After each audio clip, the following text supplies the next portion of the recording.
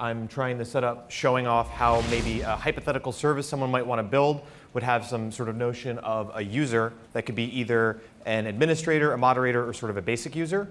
So in which case, each of these members of this user type is represented by its own type, a record showing an administrator that has a username, a password, an email address, and all these sorts of things. One of the things I kind of wanted to really emphasize that Haskell makes interesting and useful is over here, we're saying that an administrator may be promoted by another administrator, and so the administrator data type is actually a member of the administrator data type is an administrator itself. So an admin may or may not contain an admin. It's a recursive data type designed to represent this sort of indecision very easily for the user. And so sort of you see a similar structure with a moderator. A moderator is sort of a record of all of these different fields with the, yeah, so pretty similar, only a moderator is definitely promoted by some kind of administrator. And further down, you see sort of this very basic thing. A basic user is just someone with all this information associated with it, username, password, email address, et cetera. And for all three of these components, we're doing something called deriving these different type class instances. So we're saying, GHC, the compiler, for each of these data types, derive equality, derive what they call as generic, which is a way to generically program over these data structures, and then derive a way to show it to the user. And that is what's going to sort of power the rest of what we're going to do afterwards here. We're telling GHC, allow me to generically operate over these data structures without having to actually write concrete code that does things with them. And so one of the most, I think, useful ways to get started with working with data in Haskell is actually seeing something concrete about it. So we have these data types, but like I don't have necessarily a user handy in the code somewhere without making one, making some kind of admin with a username, password, email, or whatever. So what I can do is I can say, GHC, you know the shape of all of the data in this data type. Gin something up for me. Like give me some random administrator type user here. And to do that, all I need to do is basically say, create an instance of the arbitrary type class for this basic user type, where the arbitrary method is defined by this function, generic arbitrary u, which says use the arbitrary data generation functions that exist over the basic types that this record is comprised of, and then create a uniform distribution of randomly generated data for it. And for the very simple types, that is literally all I need to do. I can say my moderator and my basic user are very, very simple, and so just give me some random stuff. Done. Sweet. And in the instance where we have something a little bit more complex, specifically with the administrator case, we can say, well, you've got this recursive data structure, and if I give you something random, maybe it just never terminates. Maybe I just get an admin of admin of admin of admin forever. And so in that case, the function that I'm using here actually lets me tweak that generic stuff a little bit. So I can say mostly give me something for free, but provide some kind of base case, and under the hood, this function generic arbitrary rec is actually tracking the recursive steps in producing this data structure and decrementing, I think, some kind of counter internally, such that when that counter gets low enough, it says, then shove this data structure in there where each of the fields in the record is still arbitrary, but the field that could be recursive is the nil case. And so I've now found a way to sort of guarantee that this data structure that could potentially go on forever is actually going to terminate and complete. And we can actually even see this in action. So if I look at the user type in the GHCI REPL over here, this is sort of user. This is sort of admin. And if I want to get something out of this, I can write this function, which is basically going to generate an arbitrary basic user and then pretty print it so it looks a little more legible to the screen. And we get a really sort of garbage Unicode text, randomly generated stuff for the name and password and everything else, because we're just generating text. And then we get random timestamps and a random Boolean. And if I keep executing this function, I'll get new data out of it every time. And so this is, I think, personally, a really great way to just start working with a concrete example of data that you might want to have, but you don't really have any good examples for it. So like, it allows me personally to model the problem that I want to solve just as a what is the shape of the thing I'm going to work with, and then immediately start working over stuff and then get an idea of what it looks like. And so I just think that's really neat in general.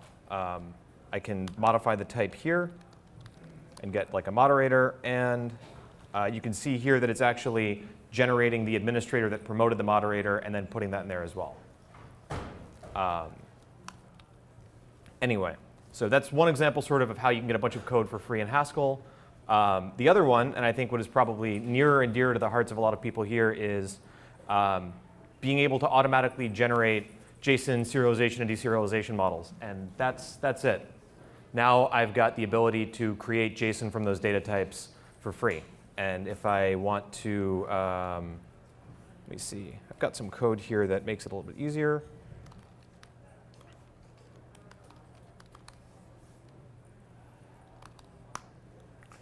And now I am generating an arbitrary user and then printing out some JSON that reflects the structure of my data type exactly.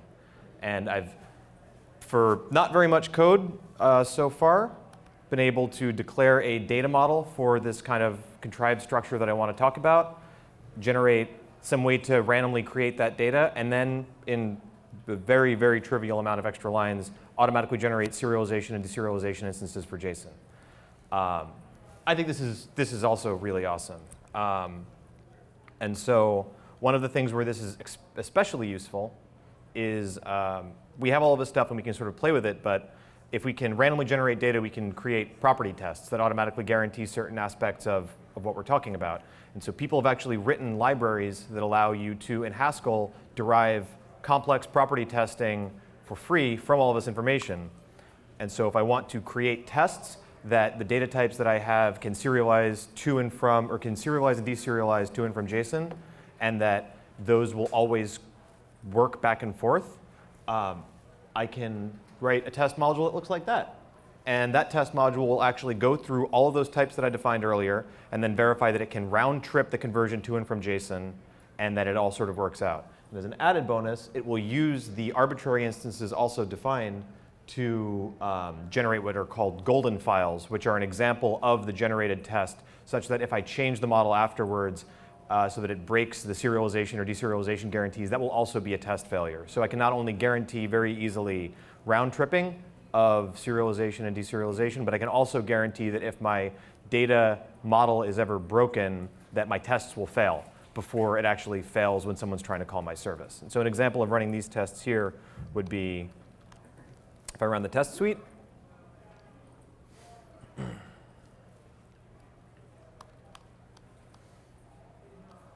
I've got a whole bunch of tests that I've just gotten from that, which basically are running like 100 different property tests on each of these data types, and actually creating these files, golden user admin.json, that have random seeds put in there. And now if I change the data model a little bit for the moderator, and I rerun these tests, the example I'll have somewhere else will fail. So instead of that, I'll just add a new field.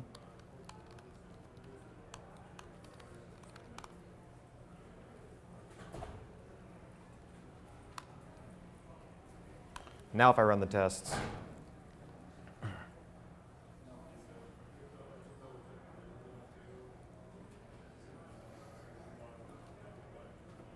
one of the downsides of having the compiler do a bunch of work for you is the compiler takes time to do all that work. Now here we have this field is not present in the golden file we defined that guarantees our serialization and deserialization work. And so because we've changed the model in such a way that might break with the guarantees we have with other clients, we now have a test failure that will automatically show up when somebody adds a field that they haven't accounted for. And so with not, I think, very much additional work, we've been able to put together some pretty useful characteristics from GHC that let us get more stuff, what I'll say is for free. But as a downside, this isn't particularly idiomatic JSON. Having some kind of object with a tag and contents and all of these camel-cased fields probably isn't what you want to present to people, because that's not what they're used to. They won't probably think it looks very nice. And so as fun as it is to not have to write a bunch of serialization code, this isn't going to fly with, I think, a lot of people. And so what you can do is, instead of just saying, mimic the data structure exactly, we can actually write functions that operate over the generic representation of our data types, and then have these automatic generation, these automatic instances that generate stuff change the way that it generates it for us. So here I have a function that I've called idiomatic JSON options, which takes as a parameter a function from string to string, which is what I will use to modify some of the fields in there, and then perform some additional modifications. So here I'm saying the constructor tags for some of my types, turn them from camel case to snake case by replacing the camel cased letters with an underscore, and then filter out any any of these little tick operators, which we might not want to put into JSON. I'm saying do the same thing with the record fields. However, here I'm passing this function in to the record field. So I'm saying do some modification that I'm going to specify below, and then convert them to snake case. And then these are just a couple of extra things to maybe make the sum type and product type encodings in Haskell more idiomatic in JSON itself.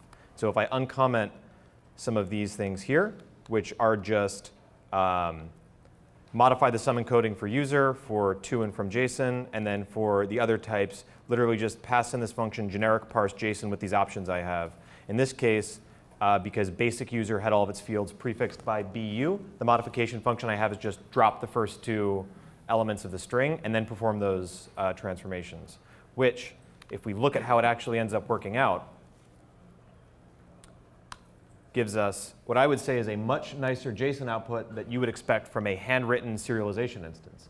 And now this is what our JSON actually looks like. A moderator is a top-level object that contains all the things in the moderator, and it might be promoted by an admin who is structured in a similar way.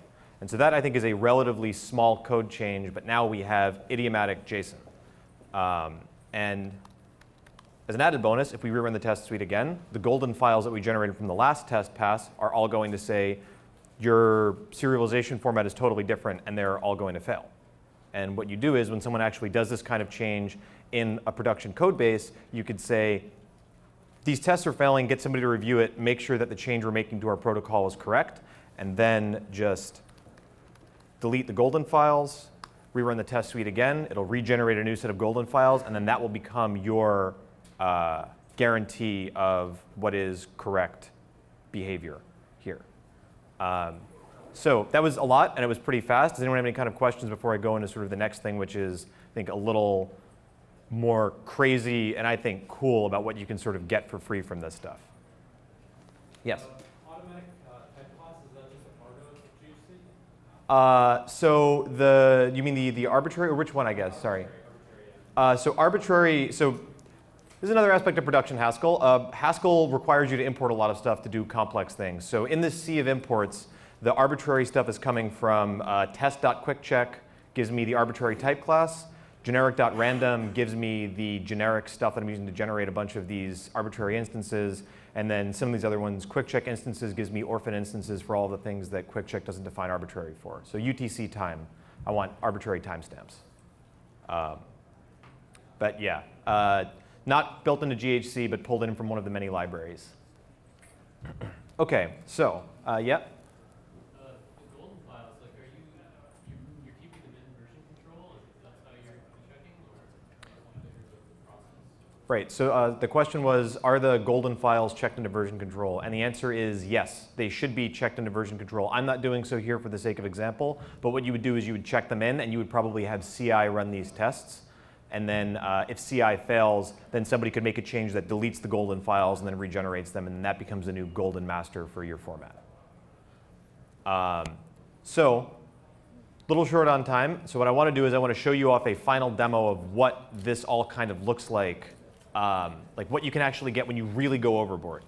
And so one of the things I've done is used a web framework in Haskell that will let you generically derive a whole bunch of stuff for free from it to actually create a server that shows off some of this behavior. And so just kind of as an overall thing, the whole demo is roughly about 250 lines of code. And from that, we can get, from this data model, and not very much extra, Haskell to generate Swagger documentation for our entire API with examples for what some of these different types do, an explanation of the schema associated with different responses, and all of this nice stuff, all from a very, very small Haskell module. And even create a mockable, or I shouldn't say mockable, even create a version of the API that you can hit and get all of these, like an actual response from somebody back from there. And so I'll zoom in a little bit, but this is just being served up. If I refresh the page, it'll generate a new arbitrary instance and then give me a new JSON payload. And so in about 250 lines of Haskell, I can just create a random little server that I can serve and then have people maybe try and build a front end on top of it without actually having implemented any of the logic, and make sure that all the wiring to talk to JSON is correct and that they can decode it and understand it. And get all of the documentation sort of for free, which I think is really nice.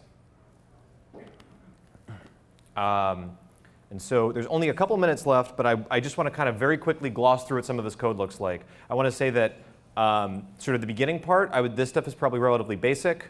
The instances stuff, specifically overriding bits of the JSON stuff, is a little more intermediate. And then this stuff is advanced. So just kind of maybe a taste of what you can do. And so this is basically what it looks like to define a web API routing specification instead of descriptions as a Haskell type.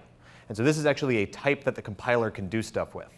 And so this is basically the get users route, where this is the base route for users that accepts or that responds with JSON for a GET request and then returns a list of users.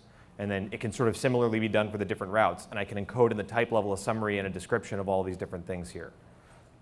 And for my actual implementation, all I'm just saying is create a record of functions that handle the routes that correspond to the record accessors for the actual routes themselves. And all these things do is generate arbitrary responses for all of them. And then that actually generates the server. And then beyond that, I can generate the Swagger specification from it, where I have example versions of admin, moderator, and basic user. And I could use the arbitrary instances to generate these as well, but for the purpose of documentation, I want them to be a bit more readable. So an example admin is Chris himself, and then I'm a moderator, and I govern this talk. And then I use those examples to actually create Swagger schemas with that information in there. And this is all going to be, I've got this repo up publicly if anyone wants to go through it, and the master branch has a lot of comments if you want to drill down and sort of understand this a little bit better. But all this is basically doing is saying, generically derive a schema using some of the JSON options we had, and then override certain fields. So override the description field with this description, and then override the example with this example of an administrator, which if I go back to the page here, you can see this is the administrator example in this data structure up top. Then it just gets wired all together and then served in this little sort of main server file. So a lot of stuff, but I think that this is exactly the type of thing that Haskell can be used to make real production applications a little bit, I won't necessarily say easier per se, but let people have to do less actual hand wiring and hand creation of a lot of code that isn't necessarily tightly coupled to what they're trying to solve. If you're really just trying to express your problem as like a data model for something, then Haskell lets you get a lot of stuff for free from just the model of your data on top of that. And that's pretty much all I've got. So there's like about a minute left. Does anybody have any kind of questions that they'd like to ask? Yes? How does it handle field validation? Does some certain field validation work with the arbitrary classes? Can you specify the rules so your data generation respect them? So the question was, can you specify rules so that the data that you generate abides by certain field validation? Is that correct?